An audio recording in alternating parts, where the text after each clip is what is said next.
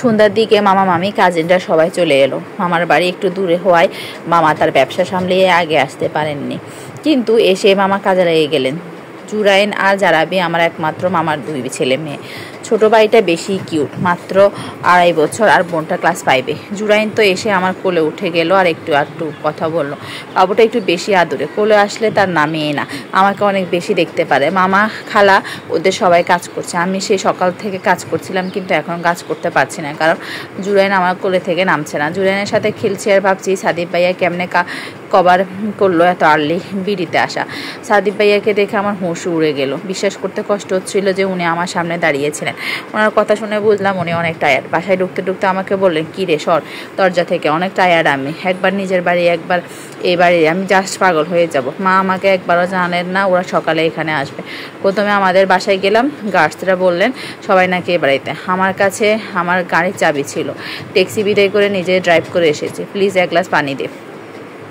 সোফায় বসা ওনার বুটসগুলো খুলতে খুলতে আমি এক দৌড়ে গিয়ে পানির বোতলে একটু লেবু শরবত করে দিলাম, সাথে কয়েকটা বরফ। বাহ, ভালো করছিস, ড্রিঙ্কসটা ভালো ছিল। মা খালার কি বিচ্ছুগুলো কই? মার বলো খালা তো ওষুধ খেয়ে ঘুম, আর আপুরাও ঘুম, সবাই টায়ার্ড অনেক। তুই ঘুমাসনি? তোর চোখে ঘুম কই? না, আমিও ঘুমাচ্ছিলাম, বাট ফোনে কল এসেই ঘুম ভেঙে দিল। চেক করে দেখলাম রবি অফিসের কল। এরপর তো আপনি এলেন।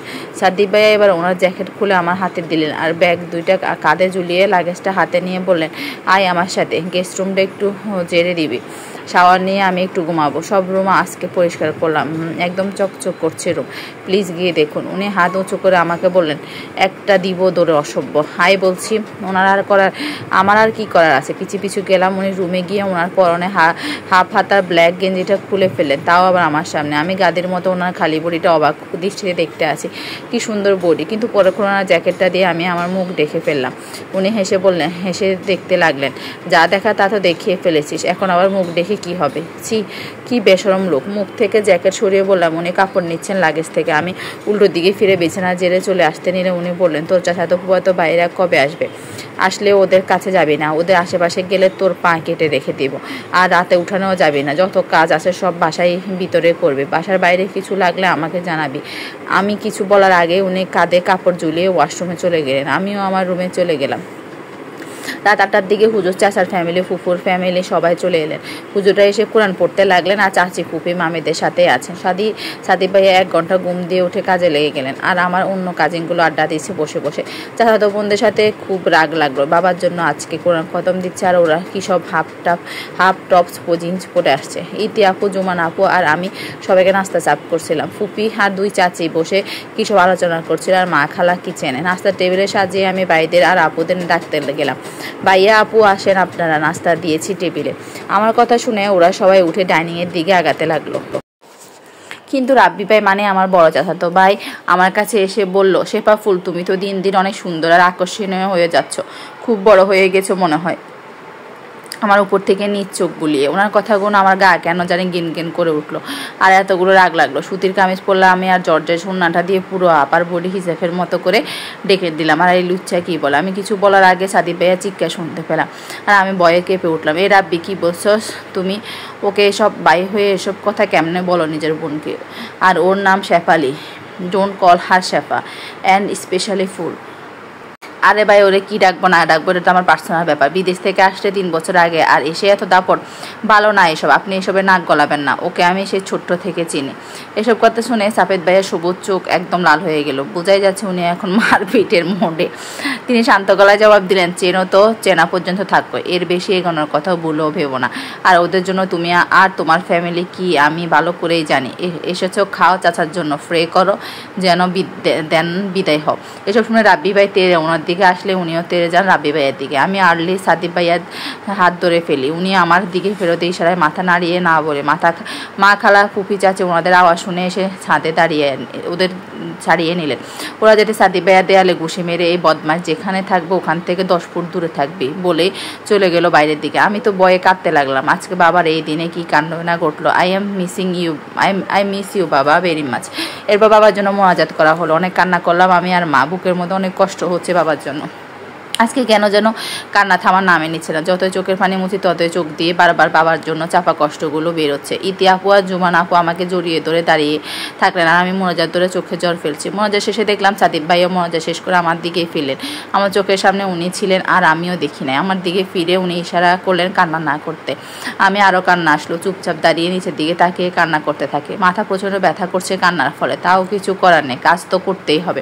খাবার আয়োজনের জন্য উঠানে 5টা টেবিল বসানো হয়েছে। আমাদের উঠানে বেশি বড় না হলেও ততটা ছোট নয়, তবে টেবিলের আইডিয়া সাদিব ভাইয়া ছিল অ্যান্ড উনিও সব ডেকোরেশনের ব্যবস্থা করেছেন। এলাকার অনেক মানুষও মা দাওয়াত করেছেন আর মা আমাকে ডেকে বলেন বাইরে মানুষ এসেছে নাকি একটু দেখে আসতে। আর এমনি ভাইয়া আপুরা সবাই বাইরে হাঁটাহাঁটি করছে। আমি দরজার মুখে দাঁড়িয়ে দেখতে লাগলাম, সাথে ইতি আপু আর জুমান আপু আছে। প্রায় অনেক মানুষই এসেছে।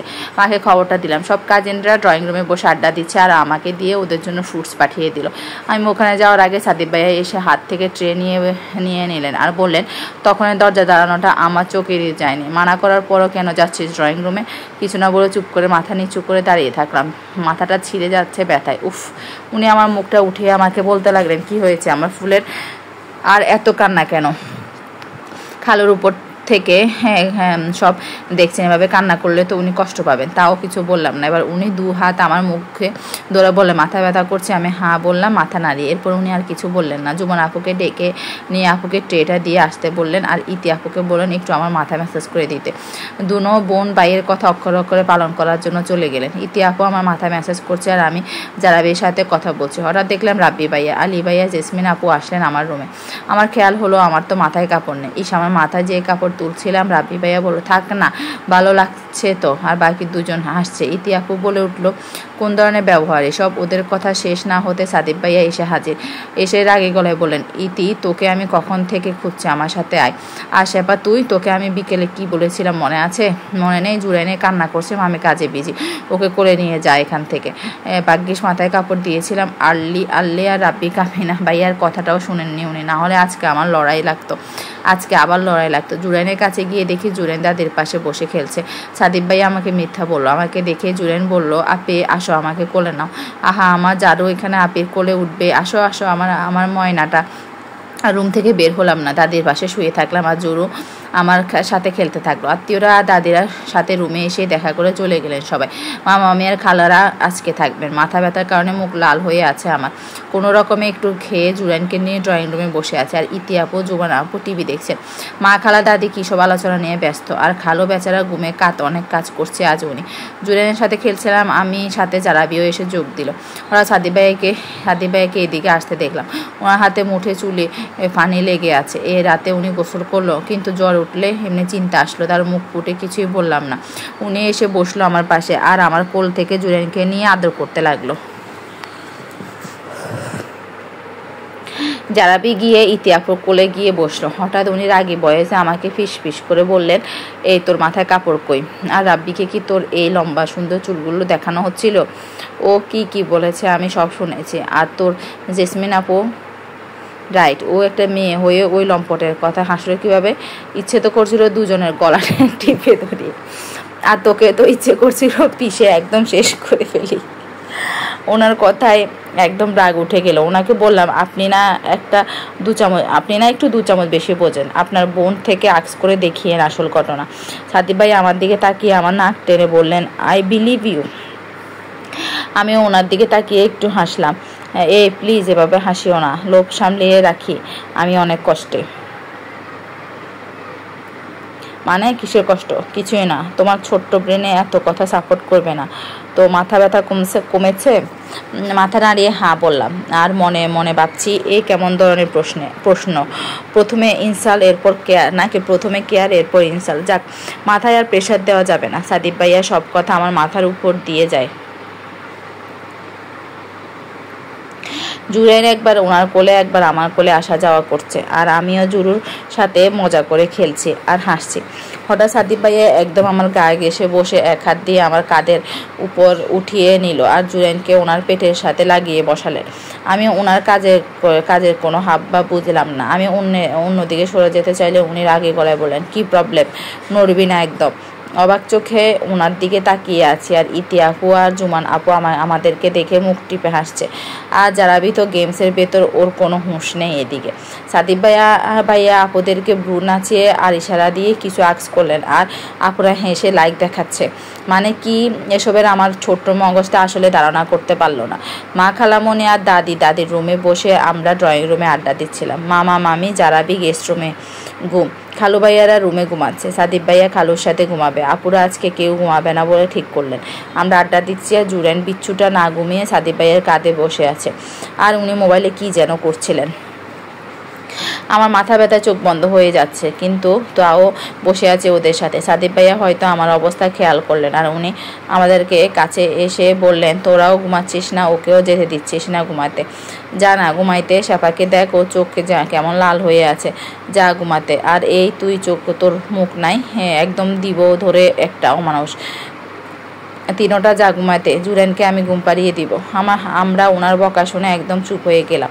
চলে যাচ্ছিলাম, কিন্তু উনি আবার ডেকে বললেন, চল ছবি তুলি। আপুরা তো দৌড়িয়ে ওনার পাশে দাঁড়ালেন। আমি আসলে ইতি আপু সরে আমাকে সাদিব ভাইয়ার পাশে দাঁড়াতে বললেন। আমিও কথা মতো দাঁড়ালাম। সাদিব ভাইয়া আমাকে বললেন, এই মাথায় কাপড় দাও। কিছু না বলে ওনার আদেশ পালন করলাম। এরপর সাদিব ভাইয়া মোবাইলটা জুমান আপুকে দিয়ে বললেন, একটা ছবি তুলতো আমার শেপার আর জুরাইনের। আমি একদম অবাক। উনি আমার কাঁধে এক হাত দিয়ে অন্য হাতে জুরেনকে কোলে নিলেন। ওনার দিকে তাকাতে উনি আমাকে চোখ টিপ দিলেন, আর আমি লজ্জায় লাল। এটা একটা ক্যান্ডিড ছবি ছিল, আর অনেকগুলো ছবি তুললেন উনি আমার সাথে। এক ছবিগুলো উনি দেখছেন আর আমাকেও দেখাচ্ছেন। হঠাৎ সাদিব ভাইয়া আমাকে বললেন, দেখ আমরা কত কিউট একসাথে, আমাদেরকে মাশাআল্লাহ লাগে। তুই এত ফর্সা কেন রে ফুল? তুই একদম বেশি মাশাআল্লাহ। তোকে শুধু আমি দেখবো, কখনো মাথার কাপড় ছাড়া অন্য কোনো কারেন্টের সামনেও যাবি না, আর বাইরের মানুষ তো দূরের কথা। আমি ওনার কথা শুনে আকাশ থেকে পড়লাম। উনি না একটু আগে আমাকে কত বকা দিলেন, আবার এখন এসব কি বলছেন?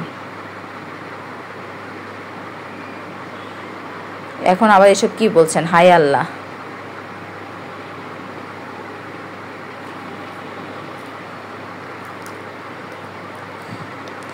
সারা রাত একটু ঘুম হয়নি অতিরিক্ত কান্নার ফলে। উফ, আমি এত রোগা কেন আল্লাহ জানেন। আচ্ছা, বাবার জন্য কি একটু কান্নাও করতে পারবো না এই মাথা ব্যথার জন্য? আমার অস্থিরতা দেখি ইতি আপু আমার মাথায় মেসেজ করে দিচ্ছিলেন যেন আমার ঘুম আসে। কখন যে ঘুমিয়ে পড়েছিলাম মনে নেই।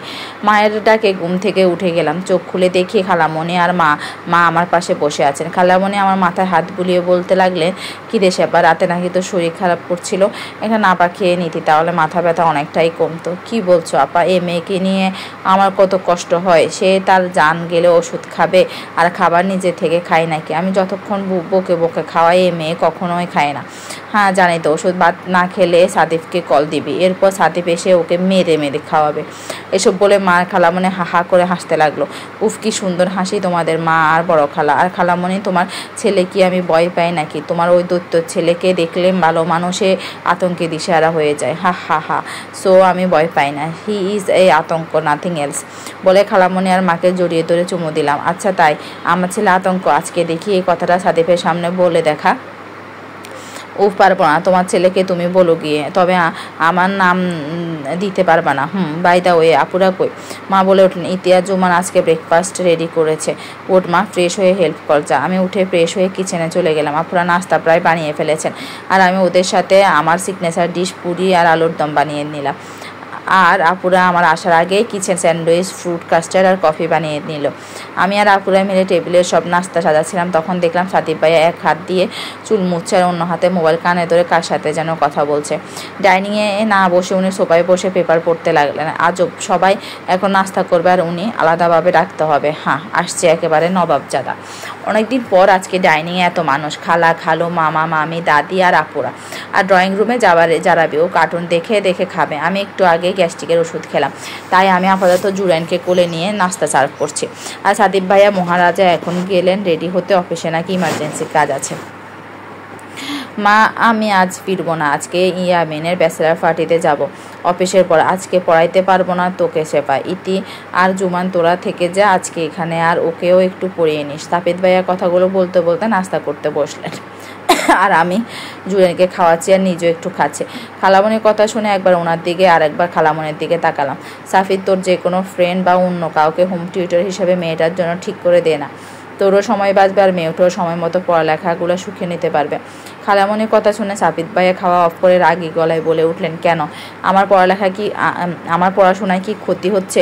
বাইরের ছেলে কেন এই ঘরে আসবে? আমি বেঁচে থাকতে এটা কখনোই পসিবল না, আর তাও সেবার জন্য না, এমনিই বলেছিলাম তোদের সুবিধার জন্য। খালামণির কথায় উনি উত্তর দিলেন, তবে আমাকে জাটকে দিয়ে বললেন, এই অসভ্য, তোর কি সমস্যা? কখন থেকে দেখছি জুরাইনকে নিয়ে খাবারের সাথে রং তামাশা করছিস, না নিজে খাচ্ছিস না ওকে খেতে দিচ্ছিস। জুরাইন, কাম হেয়ার ব্রো, ভাইয়া নাস্তা খাইয়ে দিব তোমাকে।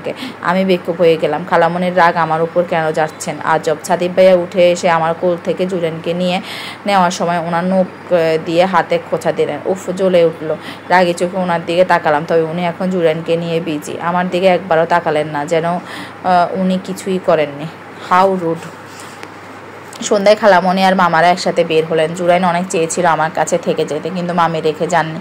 রাখবে এবার কেমনে? জুরু তো এখন অনেক ছোট।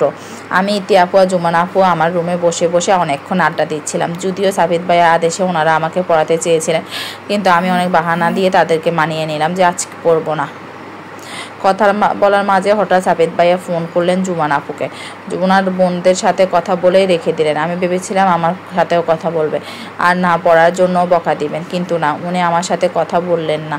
কেন জানি একটু খারাপ লাগলো। মনকে সান্ত্বনা দিচ্ছে এই ভেবে যে ওনার বকা থেকে তো বেঁচে গেলাম। রাতের খাবার খেয়ে আমি আর আপুরা মিলে ছাদে গেলাম আর সাথে নিলাম মায়ের বানানো আচার। আহ, কি মজা! চাঁদ দেখে দেখে আড্ডা দিচ্ছি আর আচার খাচ্ছি। যদিও আচার খেলে তলপেট একটু পেন উঠে, তারপরও খাচ্ছি। মা থেকে পারমিশন নিয়ে তারপরে আচার মুখে দিলাম। ফুচকা খেলে অনেকটা ভয়াবহ অবস্থা হয় পেটের, তবে আচার খেলে অতটা ব্যথা করে না। আবারও আড্ডার মাঝে সাবিত ভাইয়া ফোন আসলো জুমান আপুর কাছে। সেম প্রসেসে উনি আবারও আমার সাথে কথা না বলে ফোন রেখে দিলেন। এত ইগনোর কই! এতদিন তো আমার সাথে দিনে কয়েকবার হলেও ফোনে কথা বলতেন, ওষুধ খেতে বলতেন। তবে আজকে ওনার কি হলো? বুঝলাম হয়তো উনি কোনো সুন্দরী মেয়েদের সাথে ভালো টাইম স্পেন্ড করেছেন পার্টিতে, তাই এই রোগা মেয়েটার কথা ওনার গোনার টাইম নেই। ভাবতে একটা তার ছেলে হাসি দিলাম। আচ্ছা আপু, ব্যাচেলর পার্টিতে কি হয়? ওখানে কি অনেক সুন্দর সুন্দর মেয়েরা আসেন? শেফালির কথা শুনে ইতিহাস জুমান হাসতে হাসতে কাঁদ। তারপর হাসি সামলে বলল, আরে না শেফা, ওখানে জাস্ট ছেলেরা ব্যাচেলার পার্টি হলে ছেলেরা ফ্রেন্ডরা বা কাজিনরা মিলে নিজেরা এনজয় করে, আর মেয়েদের হলে মেয়ের ফ্রেন্ডরা বা মেয়ের কাজিনরা মিলে এনজয় করে।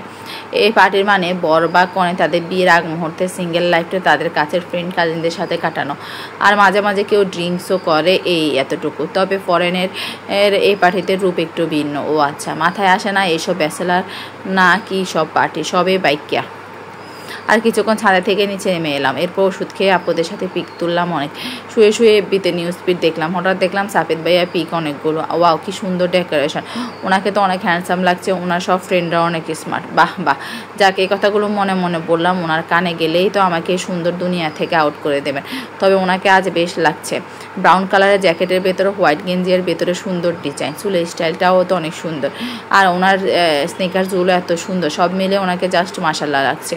আর কত সুন্দর করে হাসছেন। তবে আমার মনে হচ্ছে হাসিটা উনি মন থেকে হাসছেন না, চোখগুলো একটু লাল লাল লাগছে, কিন্তু তাও ওনাকে দেখে যে কেউ পটে যাবে। আমার মনে বলছে সাদিব ভাই অনেক সুন্দর বউ পাবেন। উনি কত স্টাইলিশ! নিশ্চয় ওনার জন্য একটা পরি উনি সার্চ করে নেবেন, নাকি অলরেডি সার্চ করে নিয়েছেন, আল্লাহই জানেন। এমনি তো আমি এফবিতে আসলে আমাকে নক দিয়ে আমার সাথে চ্যাট করেন সাদিব ভাইয়া। তবে আজকে ওনার কি হলো? সিরিয়াসলি একটা খুবই বাবার বিষয়। আর কিছু না ভেবে মোবাইলে রেখে শুয়ে পড়লাম। আর দেখছি আপুরা আজকে ছবিগুলো আপলোড দিচ্ছে। আপুদেরকে জড়িয়ে ধরে কথা বললাম, আর আপুরা আমার মাথায় হাত বুলিয়ে ঘুম পাড়িয়ে দিচ্ছিলেন। তখনই আবার মোবাইলের রিংটোন শোনা গেল। আমরা ভেবেছিলাম খালামণি বা খালো, কিন্তু এটা সাফেদ ভাইয়ের কল। এত রাতে সাফেদ ভাইয়ের কল। জুমান আপু বয়ে বয়ে রিসিভ করলো, আর ইতি আপু বলে স্পিকার অন করতে সাফেদ ভাইয়ের গর্জন শুনে আমরা তিনজনে লাফ দিয়ে উঠে বসে গেলাম শোয়া থেকে। ইচ্ছে করছে এখনই ওখানে গিয়ে থাপ্পড় দিয়ে তোর গাল লাল করে ফেলি। জুমান, তোদের সাহস কি করে হয় এমনি ওন্না গলায় ঝুলিয়ে ফেসবুকে ছবি আপলোড দেওয়ার? তোরা দিয়েছিস তাই বলে ওই অসভ্যকে ট্যাগ করে দিয়েছিস কেন? শেফার কি আক্কেল বেঁচে খেয়েছে? ওর সাহস কি করে হয় মাথায় কাপড় ছাড়া ছবি উঠিয়ে বেতে মানুষকে দেখানোর? ওকে বলে দে, অনেক ছেলেও দেখেছে ওর ওই রূপ। প্রথমে ট্যাগ সরা শেফা থেকে, এরপর নে ওর ফোন, ওর এফবি মেসেঞ্জার সব অফ করে, and to do it right now. Just হোয়াটসঅ্যাপটা রাখ, আর কোনো ছেলের নাম্বার পেলে আমাকে জানা। ভাই আসলে তুমি ভুল বুঝছো। শেফা আসলে জানে। জুমান আপুকে বলতে না দিয়ে উনি আবার রেগে বললেন, ওর হয়ে সাপাই একদম গাবি না, যত বড় হচ্ছে ও তত অসভ্য হচ্ছে। এখন সামনে পেলে ওর গাল চেপে একদম মেরে ফেলতাম। আমার এত রাগ লাগছিল বলার মতো না, কিন্তু আমি তো মুখে কিছুই বলতে পারি না ওনার ভয়ে। চুপচাপ কান্না করছি। সাফেদ ভাইয়া আমার কথা না শুনে আমাকে যা না তা বলে যাচ্ছেন। জুমান আপু, ইতি আপু আমাকে ইশারায় কান ধরে সরি বলছিল। ওনাদেরও বা দোষ কি? ওনারা কি জানতো না কি জল্লাদটা এমন করবে? আপুরা ইজিলি আমাকে ট্যাগ দিয়েছে, আর ছবিগুলো আমার গায়ে সুন্দর করে ওড়না পেঁচানো ছিল। মোবাইল সার্চ করে জুমান আপু বলল কোনো ছেলের নাম্বার নেই। আর ভাইয়া তুমি কি জানো না ও কেমন মেয়ে? আমি তো কখনোই ওকে বাইরের কোনো ছেলের সাথে কথা বলতে দেখলাম না। তুমি শুধু শুধু ওকে ভুল বুঝছো। স্পিকারে ছিল কল, তোমার সব কথা ও শুনেছে। শেফা কান্না করছে ছোট্ট মেয়েটা। ভাই তুমি ভালো করোনি। সাফেদ ভাইয়ার কথা বলতে না দিয়ে আপু কল কেটে দিল।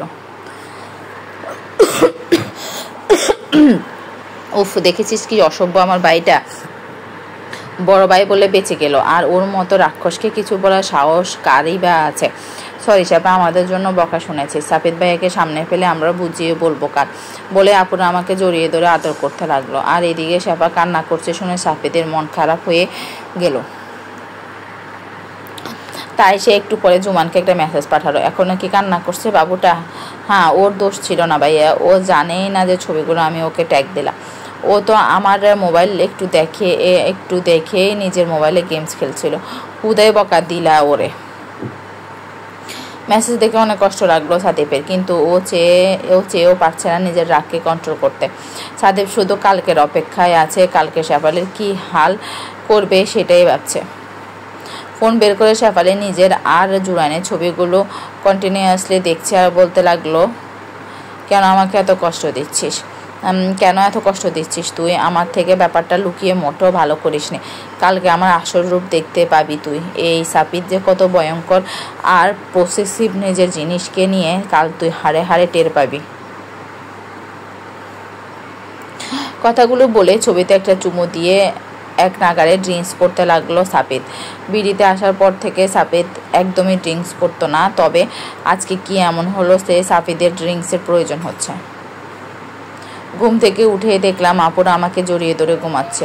উঠে ফ্রেশ হয়ে নিলাম আর মার সাথে নাস্তা বানিয়ে আপুদের ডাকলাম। সবাই একসাথে নাস্তার টেবিলে বসে আড্ডা দিচ্ছিলাম আর নাস্তা করছিলাম। যদি হাসি মুখে আসি, তারপরও আমি কালকে রাতের ব্যাপারটা এখনও বলতে পারছি না। আমি বুঝি না উনি কেন আমাকে এত হেট করেন। হোয়াই। এরপর টিভি দেখতে লাগলাম আমরা তিনজন আর দাদি মিলে। মা এসে আমাদের পাশে বসলেন আর তখনই বড় খালা কল দিলেন। ও মা, সাথে মামিও আছেন। তিনজনই ভিডিও কলে কথা বলছেন।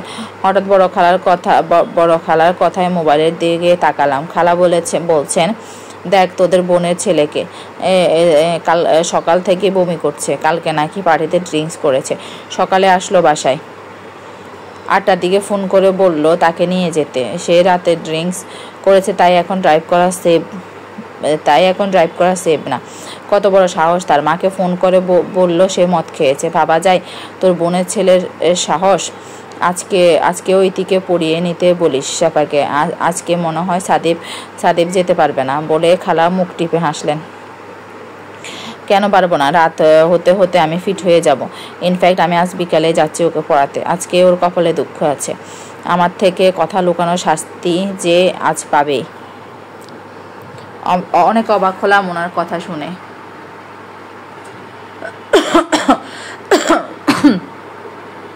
ওনার থেকে কী বা লুকালাম? আর সাপিদ ভাইয়া ড্রিঙ্কস করেছেন এটা আমার বিশ্বাসই হচ্ছে না। উনি তো নামাজ পড়েন অলওয়েজ, তবে কালকে এমন হলো যে উনি একেবারে ড্রিঙ্কস করেছেন।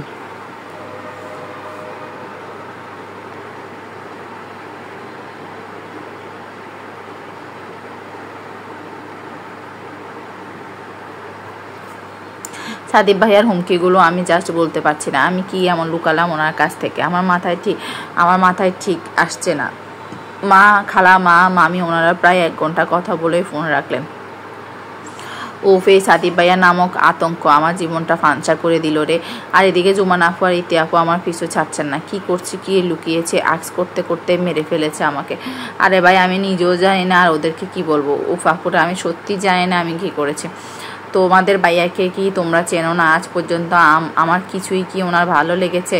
কাল রাতেও আমার ইজ্জতের ফালুদা বানিয়ে দিল। আর ওনার সাথে আমার দেখা হওয়ার পর থেকে উনি আমাকে ওনার মুড অনুযায়ী রিল করে। শুধু আমি কেন, উনি আজ পর্যন্ত কারোর সাথে কি একটু নর্মালভাবে কথা বলেছেন? শুধুই উনি আর ওনার রাগ নিয়ে আছেন। এই শেফা হুঁশ। আমার ভাই যেমন হোক সবাইকে অনেক ভালোবাসে, তবে হ্যাঁ রাগচটা এটা তো না মানলে অনেক বড় গুনাহ হয়ে যাবে। তবে ওর রাগটার জন্য ও এত ফেমাস, সবাই ভয় পায় ওকে। আর তার উপরে রাগটাই দেখিস শুধু, বাকি জিনিস তো তুই বুঝতেই পারিস না। আর আমার আদরের ছোট বোনটা, হা হা হা। এই বলে দুই বোন হাসতে লাগলো। আমি না বুঝার কি, আমি সব বুঝি। রাগী মানুষের রাগ না দেখে কি দেখবো? উনি 6 ফুটের একটা লম্বা জিরাফ, এটাই নাকি উনি দেখতে বেশ হ্যান্ডসাম। এটা কথাগুলো মনে মনেই বললাম। এদিকে সাদীপ শাওয়ার নিয়ে বেরিয়েছে। সাদীপ নিজের বোর্ডে মুছছে আর কালকে রাতে পার্টির কথাগুলো ভাবছে। শাওনের সাহস কি করে হয় তার শেফার নামে ফালতু কথা বলার। কালকে পার্টিতে সাদীপ তার বাল্যকালের ফ্রেন্ডদের সাথে ভালোই সময় কাটাচ্ছিল, কিন্তু তার ফ্রেন্ড শাওন থেকে জানতে পারলো তার বিয়ের জন্য মেয়ে চয়েস করে রেখেছে। আর মেয়েটা আর কেউ না, সাদীপেরই শেফালি। শাওনের মুখে শেফালির নাম আর মোবাইলে শেফালিকে দেখে সাদীপের মাথায় একদম রক্ত চড়ে গেল।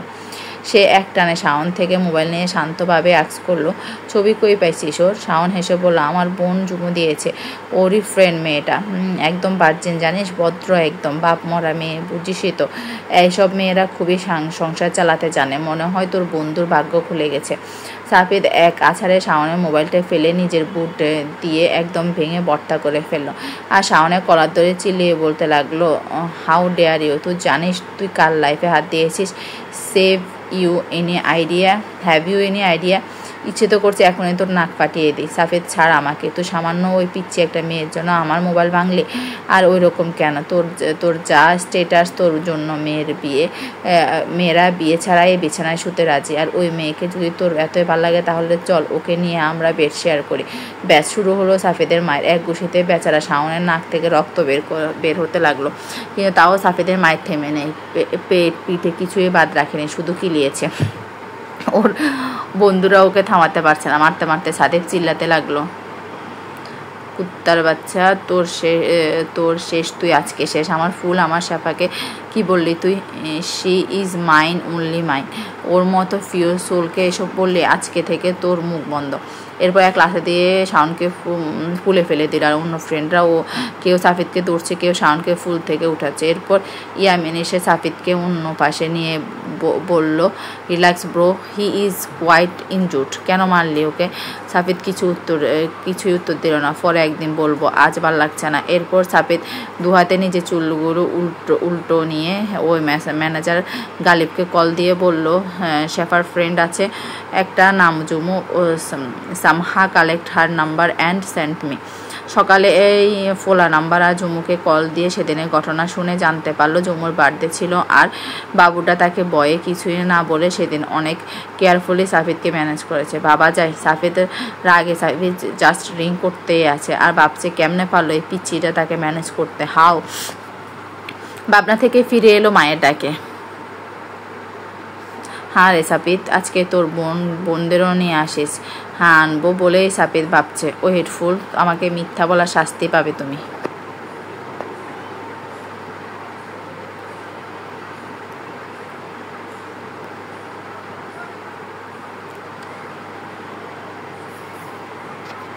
মা আর আপুরা মিলে উঠানের খালি প্লেসে সুন্দর সুন্দর ফুলের চারা লাগাচ্ছে, আর আমি বারান্দায় দাঁড়িয়ে একটু করছি আর একটু ওদের কাজে উঠে দিচ্ছে। আমারও ইচ্ছে করছে অনেক তাদের সাথে কাজ করতে, কিন্তু পেন্ডিং পড়াগুলো শেষ তো করতে হবে, নাহলে সাফিদ ভাই আমার অবস্থা ডাল করে ফেলবেন। চারাগুলো অনেক সুন্দর, একটু আগে মা এগুলো কিনে আনলেন। এর মধ্যে কয়েকটা গোলাপ, কয়েকটা জবা, কয়েকটা কদম ফুলের চারা। বোঝাই যাচ্ছে অনেক সময় লাগবে তাদের। যাক, ভালো করে পড়া মুখস্থ করেনি। পড়তে পড়তে রুমে এসে এবার শুয়ে পড়তে লাগলাম। কখন ঘুমিয়ে গেলাম মনে নেই। এদিকে সাপিত গাড়ি পার করে তার খালার বোনদের সাথে খুব ভালোভাবে কথা বললো, যেন কালকে রাতটা তার মাঝে আর বিদ্যমান নেই।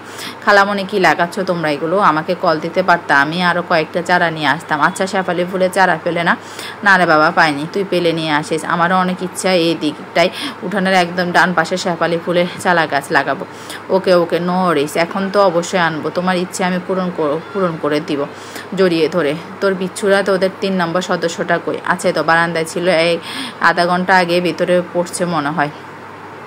সাদিফার কিছু না বলে ভেতরে চলে গেল। শেফালি বই খাতা নিয়ে ড্রয়িং রুমে এলো, বলে সোফায় বসে মোবাইল ইউজ করছে। অনেকক্ষণ অপেক্ষা করার পরও শেফালি না আসাতে শেফালির মা ডেকে বলল ব্যাপারটা। একটু পরে শেফার মা এসে বলল, ঘুমিয়েছিল পাগলিটা, আমি উঠিয়ে দিয়েছি, আসছে এখনই।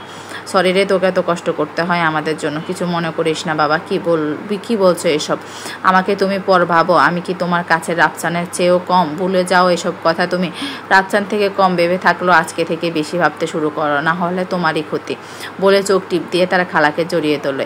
নে এগুলো খা, আমি বাইরে কাজ করছি তাই ভিতরে আসতে লেট হবে। শেফা নোট পাচ্ছে না নাকি একটা, ওইটা নিয়ে আসছে। সাফিদ শুধু বলে চাউমিন খেতে লাগলো আর ভাবছে আজকে শেফাকে কীভাবে শাস্তি দেবে।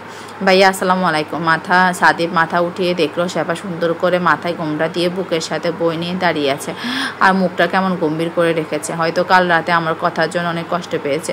কাল রাতের কথা মনে আসতে সাদিফের মাথাটা রাগে ফেটে যাচ্ছে। মুহূর্তে সাদিফের সবুজ চোখ লাল হয়ে গেল। আর সাদিফ ভাইয়া কীভাবে আমার দিকে তাকিয়ে থাকতে দেখে এক হাতে বই ধরে আরেক হাতে ওনার সামনে হাত নাড়িয়ে বললাম, এই যে বসবো না আমি, না কীভাবে দাঁড়িয়ে থাকবো? আমার বলা শেষ হতে হাত বাড়িয়ে ওই হাতটা ধরে আমাকে এক টানে ওনার কাছে নিয়ে গেলেন। ঘটনা এত দ্রুত ঘটলো আমি তা বুঝতে পারিনি। আমি গিয়ে পড়লাম ওনার উপর, একদম ওনার মুখের সামনে। ওনার লাল সবুজ মিশ্রিত চোখগুলো দিয়ে আমাকে দেখিয়ে যাচ্ছেন আর আমি ওনার হাতের আচমকা হিংস্র হয়ে ওঠার ব্যথাটা অনুভব করছি। কাঁপা গলা সাদিব ভাইয়াকে বললাম, ভাইয়া আমাকে অনেক ব্যথা লাগছে, প্লিজ হাতটা ছাড়ুন। সাদিব ভাইয়া কিছু না বলে আমাকে একটানা ওনার কোলা বসিয়ে নিলেন। এরপর এক হাতে ওনার মোবাইল বের করে কি যেন করছিল, আর এক হাতে আমাকে ওনার কোলে আটকে রেখেছেন। আমি ছাড়া পাওয়ার ছটফট করতে লাগলাম, কিন্তু উনি আমাকে ছাড়াবেন না বলে প্রতিজ্ঞা করলেন মনে হয়। হঠাৎ ওনার মোবাইলে আমার এই ছবিগুলো দেখে আমি অবাক। এই ছবি উনি কই পেলেন? আমি কিছু বলার আগে সাদিব ভাইয়ের গর্জন শুনে আমি আমার পেটের উপর রাখা ওনার হাতটাই খামচে ধরলাম। কত বড় বেয়াদব তুই, তোর সাহস কি করে হয় আমার পিঠে পিষে এসব করার? আমিও বা কেমন বোকা, যেখানে বিডিআর স্পেনে 2টা অফিস, ওখানে এমন একটা আন্ডারে চলে গেলাম ভয়ে আমার চোখ ফাঁকি দিতে দুঃস্বপ্ন ভাবে না। সেখানে তোর মতো এতটুকু একটা ছোট মেয়ে কেমনে আমার চোখে ফাঁকি দিয়ে এসব কাজ করে? তোর কি একবারও মনে আসেনি যে সাদিব জানলে তোর কি হাল হবে? আনসার মি ফুল। ওনার চিৎকার শুনে কান্না করতে করতে বললাম, সরি ভাইয়া, আসলে জুমু অনেক জোর করেছিল ট্রিট দিবে বলে, আর সব মেয়ে ছিল ওইখানে, ছেলে থাকলে আমি কখনো যেতাম না। I am sorry. আমাকে বলতে না দিয়ে উনি আবার বলতে লাগলেন, তাও তুই আমাকে বলবি না?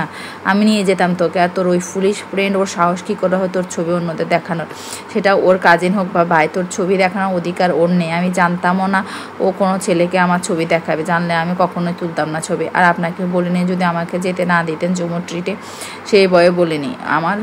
এবার উনি আমাকে কোল থেকে উঠিয়ে আমার দুগালে হাত রেখে বলতে লাগলেন, কেন আমি ভাগনা বালক, এত ভয় কেন পাস আমাকে বল। কালকে পার্টিতে গিয়ে সবার সাথে কথা বলেছিলাম, অনেক পুরনো ফ্রেন্ডের সাথে দেখা হলো। ওখানে আমার এক বন্ধু শাওন, ওর সাথে কথা বলার এক পর্যায়ে বললো একটা মেয়ে পছন্দ হয়েছে। মেয়েটা ওর বোনের ফ্রেন্ড, নিজ হাতে আমাকে ওর মোবাইল থেকে ছবিগুলো দেখাচ্ছিল। অনেক মেয়ের মধ্যে সে তোর দিকে আঙুল দিয়ে দেখাচ্ছিল। মেয়ে মেজাজটা এতই খারাপ হয়ে গেছিলো যে ওর থেকে মোবাইলটা নিয়ে অনেক আগে ছবিগুলো নিজের মোবাইলে নিয়ে নিলাম। এরপর ওর মোবাইল থেকে সব ডিলিট করলাম। কত বড় সাহস ওর আমার জিনিসের ছবি আমাকে দেখাচ্ছে। ওর নাকি তার বিয়ের জন্য তো আমার জিনিসকে দেখছে। He is so bad. Friend না হলে কালকে ওর জীবনে লাস্টের দিন হতো, বেঁচে গেল বেচারা। বানানো হিস্টোরি বললো, না হয় মেয়েটা আবার বেশি কান্না করবে, সেই মারপিট করেছিল শুনলে, এরপর আবার তার শরীর খারাপ করবে। কথাগুলো বলতে বলতে সাদিব ভাইয়া আমার গালটা শক্ত করে চেপে ধরলেন। সরি, আর কখনো আপনার থেকে কিছুই লুকাবো না। কথাটা বলতে পারলাম না। এর আগে সাদিব ভাইয়া কাণ্ড দেখে আমি একেবারে কেঁপে উঠলাম। উনি আমার হাতে জোরে চেপে ধরায় হাতটাকে একদম লাল হয়ে রক্ত জমা বেঁধেছে, আর উনি সেই হাতটা ধরে সেখানে ফু দিয়ে চুমু দিতে লাগলেন। কি অবাক কাণ্ড! আমার কাঁপি দেখে উনি রাগে বয়সে বললেন, কি হয়েছে? দেখছিস না কাজ করছি। কথাটা বলে আমার দিকে ফেললেন। আরে আমার লাল লাল টমেটো, গালও তো লাল হয়ে গেল। এদিকে এত লাল হলে কিভাবে চলবে রে, ফিউচারে তো আমার তাহলে খুব করুণ অবস্থা হবে। বাট আই কান্ট হেল্প, তোমার জন্য অনেক সারপ্রাইজ ওয়েট করছে, ফুল জাস্ট ওয়েট অ্যান্ড প্রে। কথাগুলো একদম লো ভয়েসে বলে আমাকে ওনার কাছে টেনে নিলেন। ওনার এক সফট ভয়েসটা শুনলে বুকের ভেতর কেমন জানি করে, আর ওনার চুমুতে আমার এইদিকে ফিলিংস হচ্ছে। এসব ভাবতে খেয়াল করলাম উনি আমাকে আবারও ওনার মুখের সামনে নিয়ে এলেন। কেন জানি আমার খুব ভয় কাজ করছে আর অন্যরকম ভালো লাগে কাজ করছে, কিন্তু ওনার সে ডিপ সবুজ চোখগুলো দিকে তাকে ওনাকে 2 হাতে ধাক্কা দিয়ে ওনার কাছ থেকে দূরে সরে গেলাম। আর আমার কানে সাদিক ভাই হা করে হাসছেন আর আমাকে বললেন, ভেরি গুড শেফাফুল, আমি ছাড়া কেউ এমন কাছে আসতে চাইলে এভাবে ডিফেন্স করবে। I am now happy. আর এই কথাটা মাথায় ঢুকিয়ে রাখো যে আমাকে না জানি আর কখনো কোথাও গেলে তোর বডি আমি চিবিয়ে খেয়ে ফেলবো। আর একটা কথা, তোর বান্ধবীদের বলবি তোর ছবি যেন কোনো ছেলেকে না দেখায়, ছবি দেয়া তো দূরের কথা, যদি আমি জানি এমন ঘটনা ঘটে তাহলে সেই দিনে আমাকে কেউ আটকাতে পারবে না তোকে মারতে। যা মুখটা ধুয়ে আয়, টমেটো লাগছে দেখতে, ভুল করে যদি খেয়ে ফেলি। 2 হাত দিয়ে চোখ মুছে উঠলাম মুখ ধুতে, তখনই আসলো মা আর আপুরা। কিরে মুখ চোখ এত ফোলা কেন, কিরে ভাই মেরেছে তোকে নাকি? আরে না মারেনি, আজকে নাকি সে পড়বে না তাই বকা দিলাম। আর তার কান্না শুরু, পড়া চোর একটা, কিরে যা মুখ ধুয়ে আয়, আর্লি শেফা আবার লেট হচ্ছে। আর সাদিক ভাইয়া ভাবছে আজকে শেফাকে একেবারে পিটিয়ে লাল করে ফেলবে, কিন্তু সে চেয়েও মারতে পারেনি আজ। একটা থাপ্পড়ও উঠলো না আজ তার হাতে। স্ট্রেঞ্জ, হয়তো কাল রাতের জন্য সাদিক গিলটি ফিল করছিল, না হয় আজকে শেফালিকে যে মাইর দিত। কি রাক্ষস লোকরা, এইভাবে আল্লাহ সব দোষ দিয়ে দিল, হা হা। ভালো হবে না আপনার সাদিক ভাইয়া, বলে আমি মুখ ধুয়ে পড়তে বসলাম। 9টার দিকে পড়া শেষ করে তবে ছুটি দিল। ওনার নাকি তাড়া ছিল, উনি মনে হচ্ছে রাতে খেয়ে যাবেন। সকালেও ভাবি না আজ এত কাণ্ড হবে। দুনিয়ার সব লোক ওনাকে ভয় পায় আমার কথা বলতে। সাদিক ভাইয়া আমাকে পড়ানোর মাঝে এশার নামাজ পড়ে নিলেন আর আমি পড়া থেকে উঠে নামাজ পড়ে নিলাম। নামাজ শেষে মাকে হেল্প করলাম খাবার রেডি করতে। আমি চিকেন রোস্ট আর বিফ চিলি করলাম। আমার এই ডিশগুলো সবাই অনেক পছন্দ করে। খাবার খেয়ে আপুদের আর ভাইয়াদের ফ্রুটস দিলাম। আমি ফ্রুটসও তেমন খাই না, আপুরা জোর করেছিল খেতে। আমি না বলাতে সাদিক ভাইয়া বকা শুরু, এই অমানুষ, ফ্রুটস খাবি না কি আমার হাতে সুস্বাদু থাপ্পড় খাবি, এখন থেকে অলওয়েজ ফ্রুটস খাবি। খালামুনি তোমার মেয়েকে প্রত্যেক দিন ফুল ক্রিম মিল্ক আর ফ্রুটস খাওয়াবা, না হলে তোমার মেয়েকে আমি ফিউচারে মেরে এসব খাওয়াবো। তখন কিন্তু কোনো নালে শুনবো না, আমার প্রপার্টি আমারই ঠিক রাখতে হবে। ওনার কথা শুনে মা আমাকে 1 প্লেট সব ফ্রুটস থেকে 2 টুকরো করে দিলেন। আমার আর কি করা, সিংহের সামনে বসে আছে, হু হা করলে আবার ঘাড় কামড়িয়ে নিয়ে ফেলবে। হ্যাঁ, ওদের দরদ আমার জন্য। একে ফ্রুটস খাচ্ছি, অবশ্যই খাচ্ছি না, গিলছি আর ভাবছি এই লোকটাকে না আজকে আমার কত কষ্ট দিল। তো আর এখন ভাব দেখায় ওনার যেন আমার জন্য দরদ। ওনার একেবারে কান্না চলে আসছে। শুধু পারেন তো আমার হাত মুখ চেপে ধরতে আর নিজের 2 কেজি ওজনের হাত দিয়ে আমাকে থাপ্পড় দিতে। রাগী মাস্তান একটা। কিছুই ভালো লাগছে না, কেন যেন একদম মাথা ফুল পাওয়ার হট হয়ে আছে। এদিকে আপুরাও চলে গেল। এত বললাম থাকতে থাকেনি তারা। সাদিক ভাইয়া সিংহটাকে বললাম, ভাইয়া আপুদের তো সেমিস্টার শেষ হয়েছে, আপুরা থাকুক না আর কিছুদিন।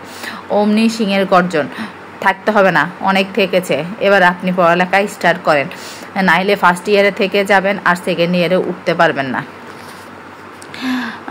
কত ডং রে, ইচ্ছে তো করলো পাটাস করে কানের নিচে দিয়ে একটা চড়, কিন্তু আর কিছুই বললাম না। আপুরা এসে আমাকে জড়িয়ে ধরলেন। একটু পরে আপুরা বিদায় নিয়ে সাদিক ভাইয়ার সাথে চলে গেলেন। আমার একদম একা একা লাগছে। আমরা যদি একটা ছোট ভাই বা বোন থাকতো, ওদের সাথে আমি এখন খেলতে পারতাম তাহলে। দূর, আচ্ছা ভালো কথা মনে এসেছে, সাদিক ভাইয়া আমাকে ওনার প্রপার্টি বললো কেন? এই হিসেবটা তো মেলাতে পারলাম না।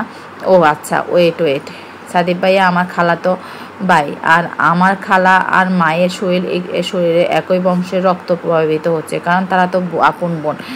অ্যান্ড সাদিক ভাইয়া খালার বাবু, মানে সাদিক ভাইয়ার গায়ে খালার রক্ত, আর আমি আমার আব্বুর বাবু, তাই আমার গায়ে আব্বুর রক্ত। তার মানে আমার গায়ে বহমান রক্ত আর সাদিক ভাইয়ার গায়ে বহমান রক্ত সেম। এভাবে আমরা এত ক্লোজ, আর আমি ওনার আপনজন, আর আপনজনেরাই তো আপনজনের একে অপরের সম্পত্তি, প্রপার্টি বলে একটা ইয়াহো নাচ দিলাম। এরপর আয়নার সামনে দাঁড়িয়ে নিজে তারিফ করছে, আরে বাহ বাসাপালি, you are a logic queen, তোর মাথায় এত বুদ্ধি হলো কবে? তখনই মা এসে মোবাইল দিয়ে বলল, খালা নাকি আমার সাথে কথা বলবেন। মোবাইল নিয়ে কথা বলতে লাগলাম। আসসালামু আলাইকুম খালামণি, কেমন আছো? আলহামদুলিল্লাহ, তুই কেমন আছিস মা? হ্যাঁ, আমিও আলহামদুলিল্লাহ তুমি কবে আসবে বলো না, আমার বাসায় একটুও ভালো লাগে না, অলওয়েজ একা থাকতে হয়। তোমার রাক্ষস ছেলেটাকে এত বললাম যে আপদে রেখে গেলোই না। আরে আসবো আসবো, তুই চলে আসতে আজকে ওদের সাথে।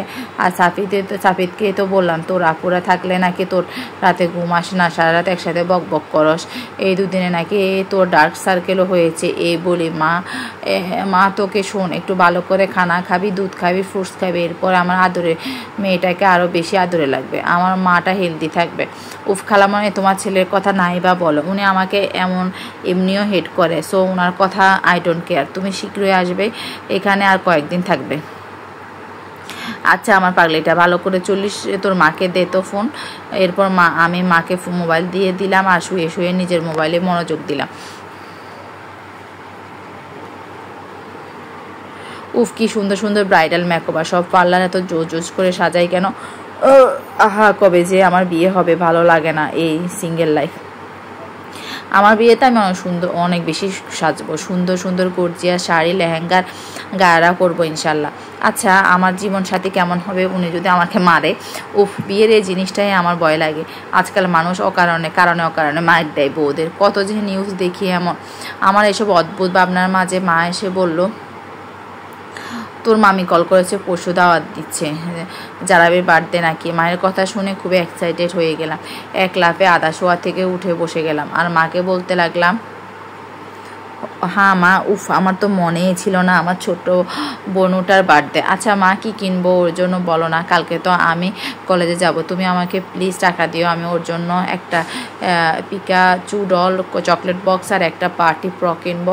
আর হ্যাঁ আমার জরুর জন্য কিছু কিনবো মা, প্লিজ প্লিজ। আরে দিব সেটাই শোনা, প্রবলেম হচ্ছে তুই তো আসার সময় সাদিপের সাথে আসবি, ছেলেটার কাজ থাকে অনেক, তোকে এত কষ্ট করে আনা নেওয়া করে এই অনেক, আমি চিন্তামুক্ত থাকতে পারি, কিন্তু তাই বলে ওর সময় নষ্ট করা ভালো হবে না। আমি তোর খালার সাথে কথা বলে দেখি, জুমানরা ফ্রি থাকলে ওদের সাথে যেতে পারবি, মা অসুস্থ না থাকলেও তো আমি তোকে নিয়ে যেতে পারতাম। আর হ্যাঁ ভালো আইডিয়া, ওই জল্লাদটার সাথে যাওয়া আমারও রুচির বিরুদ্ধে, গন্ডার একটা।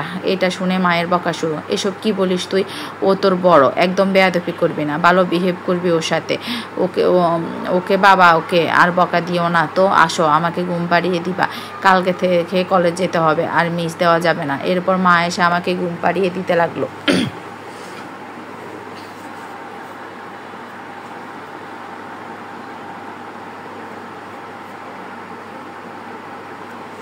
ফজর নামাজ পড়ে একটু কোরআন পড়লাম, এরপর দাদির রুমে গেলাম। দাদি বসে বসে পান খাচ্ছে, এক হাতে তাসবিহ পড়ছে।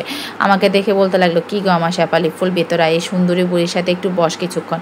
হ্যাঁ সুন্দরী, আমি তো তোমার কাছে আসতেছিলাম, কিন্তু তোমার পান খাওয়ার দৃশ্যটা আমার বেশ লাগছিল, তাই দাঁড়িয়ে দেখলাম। ইউ আর সো কিউট দাদু। দাদু তার লাল লাল ঠোঁট চেপে হাসতে লাগলেন আর আমাকে বলতে লাগলেন, জানিস তো তোর দাদা আমার ফুফাতো ভাই ছিল, আমাকে অনেক জ্বালাতো তোর দাদা, অনেক মারতো। একবার তো এলাকার মফিজদের সাথে খেলার কারণে আমাকে কি না মেরেছিল। দাদির কথা শুনে আমি খিলখিল করে হাসছি। হা দাদু, এ কথা তো আমাকে কখনোই তুমি আগে বলনি। আচ্ছা দাদা কি তোমাকে বিয়ের পর মারতো? মানে আমার না বিয়ে নিয়ে অনেক ভয় হয়, যদি আমার হাজবেন্ড আমাকে মারে। ও দাদু আমি বিয়েই করবো না। আমার কথা শুনে দাদু ব্রু কুচকে বলেন, তো দাদা আমাকে মারবে? একটা দিনও আমাকে বাপের বাড়ি আসতে দিত না, কত কান্নাকাটি করে যেতাম, আবার গিয়ে নিয়ে আসতো 2 দিন পর। আরে ফুল রে, তোর জন্য রাজপুত্র আছে, সময় হলে নিয়ে যাবে, চিন্তা করিস না আমার আদরে। আয় 9টা পর্যন্ত এখানেই ঘুমাই বুড়ির সাথে। আমিও দাদির পাশে গুটি মেরে শুয়ে গেলাম, মাও এসে শুয়ে পড়লো।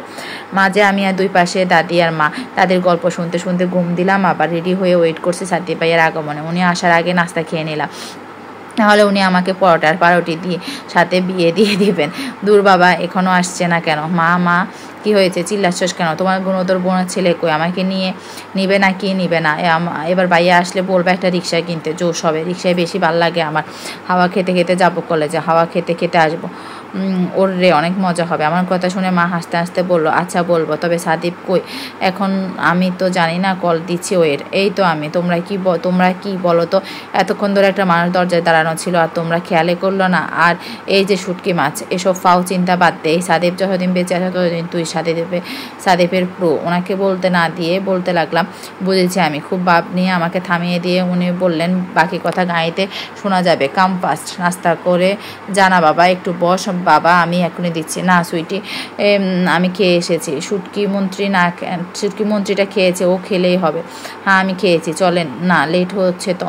এরপর মাকে বিদায় দিয়ে বেরিয়ে গেলাম। গাড়িতে হঠাৎ ওনার কথায় ওনার দিকে ফিরলাম। এই তখন কি বলতেছিলি, তুই কি বুঝেছিস? ও হ্যাঁ বলছি, মন দিয়ে শুনবেন। সাদীপ তো অনেক অবাক হয়েছে। এই ছোটটা আবার কিছু বুঝে যায়নি তো? শুনেন সাদীপ ভাইয়া, আপনি আমার খালাতো ভাই, আর আমার খালা আর মায়ের শরীরে একই বংশের রক্ত প্রভাবিত হচ্ছে। আর আপনি খালার বাবু মানে আপনার গায়ে খালার রক্ত, আর আমি আমার আব্বুর বাবু, তার মানে আমার গায়ে বহমান রক্ত, আপনার গায়ে বহমান রক্ত সেম। এভাবে আমরা তত ক্লোজ। আর উনি আমার কথা শুনে আমাকে আর বলতে না দিয়ে চিল্লিয়ে বলতে লাগলেন, stop, have you gone mind, just keep quiet. আমি কি ভেবেছি আর এই বাবুটা আমাকে এসব কি রক্তে খালা প্রভাবিত এসব শোনাচ্ছে? সিরিয়াসলি? আসলে সাপে একটা ছোট্ট ফুল, হা বোকা মেয়ে, সাদীপ মনে মনে বললো। সাদীপ ভাইয়ের বকা শুনে আমি একদম চুপ হয়ে গেলাম। আমার লজিকটা ওনার হট ব্রেন অ্যাকসেপ্ট করতে পারেননি হয়তো। উনি এখন ওনার পাশে বসা লজিক কুইনকে চিনতে পারেননি। কন্ডার কোথাকার।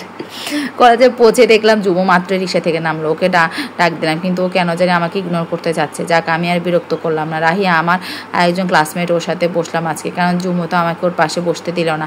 কি লিসেনিং ব্যাপারটা, এই টিফিনে আগ পর্যন্ত ভালো করে সব যাচ্ছিল, কিন্তু মাহির কথা শুনে আমার হুঁশ উড়ে গেল। কিরে শাবালি, তোর বেস্ট ফ্রেন্ড জুমন বাইকে নাকি তোর প্রেমিক সাদে পিটিয়েছে অনেক পরশুরাতে। তা তোর প্রেমিক কোন গ্যাংয়ের গুন্ডা? দেখে তো ভালো মনে হয়, কিন্তু তা দেখি গুন্ডার গডফাদার। মায়ের কথা শুনে অনেক রাগ লাগলো, আর আশেপাশে সবাই আমার দিকে তাকিয়ে হাসতে লাগলো। জুমুও দেখলাম মুখ টিপে হাসছে, আর আমার দিকে হিংসার নজরে দেখে আসে।